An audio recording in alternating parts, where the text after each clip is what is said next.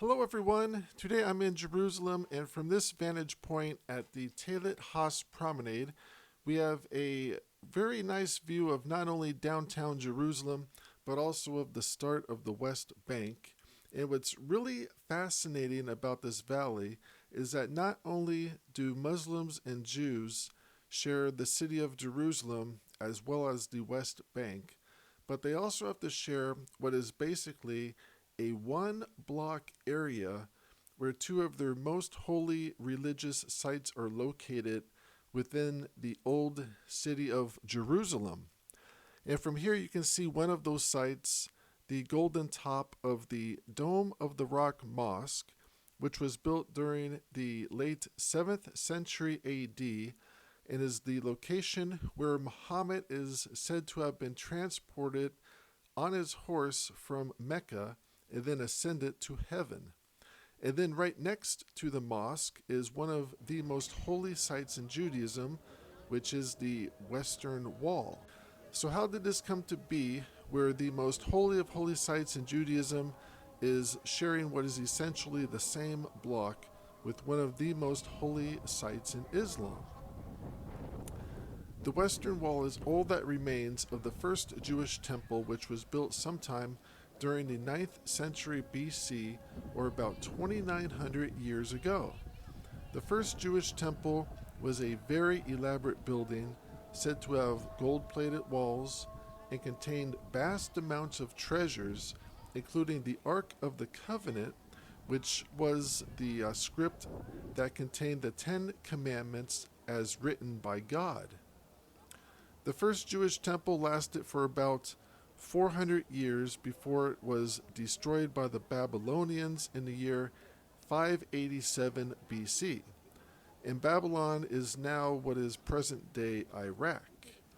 The temple would then be rebuilt several decades later in the year 516 BC, only to be destroyed yet again about 600 years later during the First Jewish Roman War in the year 70 AD.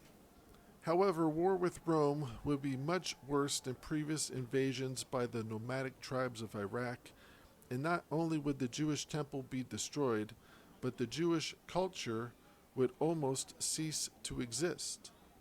At the time, Jerusalem had a population of approximately 600,000 people, which by historical standards was a fairly large city.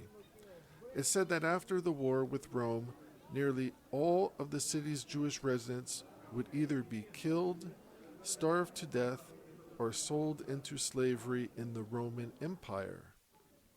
The city was so far decimated that it would take most of the next 1,800 years for Jerusalem's Jewish population to recover to pre first century levels, with the mass migration of Jews from unfriendly European countries beginning in the late 1800s. The Roman Empire itself would eventually fall by the 5th century AD, and by the 7th century, Jerusalem as well as Palestine would be under Muslim control following the Islamic conquest of the early 7th century AD. The beginning of the Muslim rule in Jerusalem also corresponds to the construction of the Dome of the Rock Mosque, which was built in the year 692 AD. Though at the time it said the building site of the mosque was filled with debris and rubbish, the historical significance of the former location of the first Jewish temple was likely not lost on Jerusalem's Muslim rulers.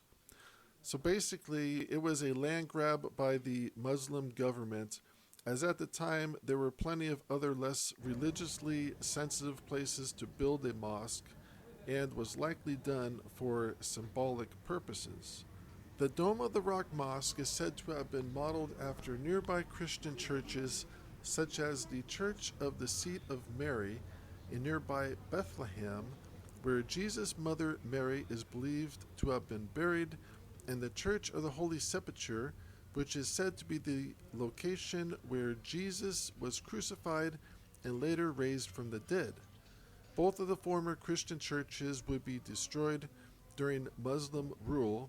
However, the Church of the Holy Sepulchre would be rebuilt and is currently located about 1 block down the street from the dome of the Rock Mosque. However, all that remains of the first Jewish temple is this large 1,601 foot long wall, which is called the Western Wall and is considered one of the most sacred holy sites in Judaism.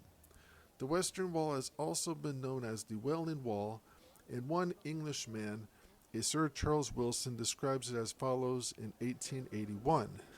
Jews may often be seen sitting for hours at the Wailing Place, bent in sorrowful meditation over the history of their race, and repeating oftentimes the words of the 79th Psalm.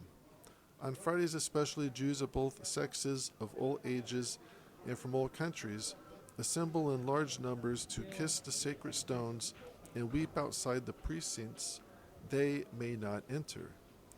At the time in 1881, Jerusalem and Palestine would have been under the control of the Ottoman Empire, which was also a Muslim state, and it was also not uncommon of a situation throughout modern history for Jews not to be permitted to enter Jewish holy sites within the city when the region was under Muslim control.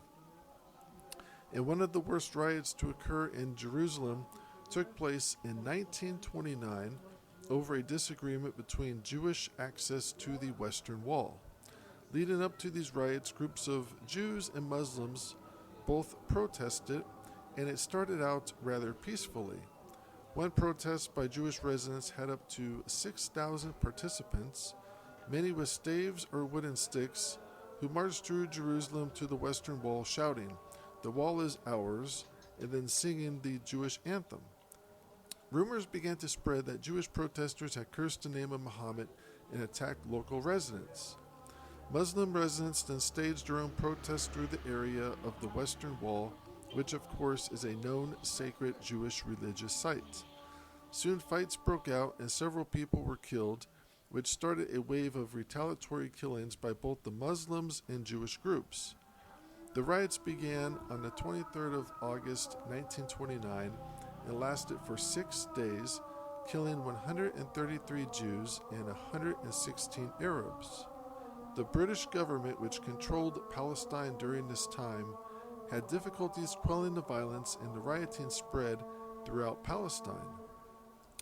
The violence would continue to intensify leading up to the creation of Israel by the British government and the United Nations in 1948.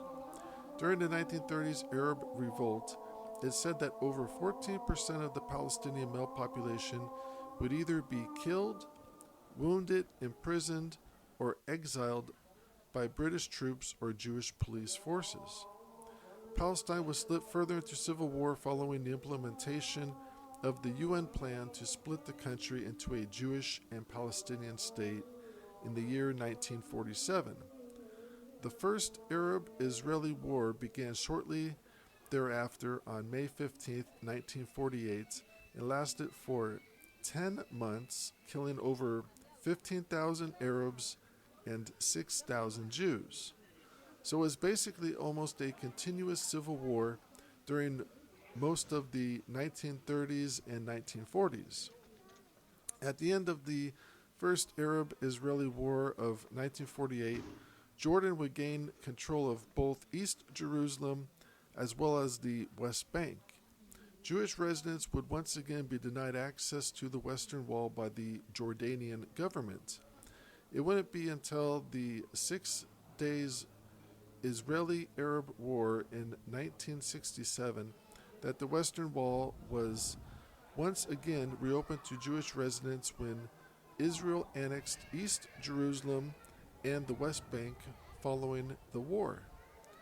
And over 50 years later, Israel continues to control both of these territories, which is probably just one reason why the conflict in the Middle East continues.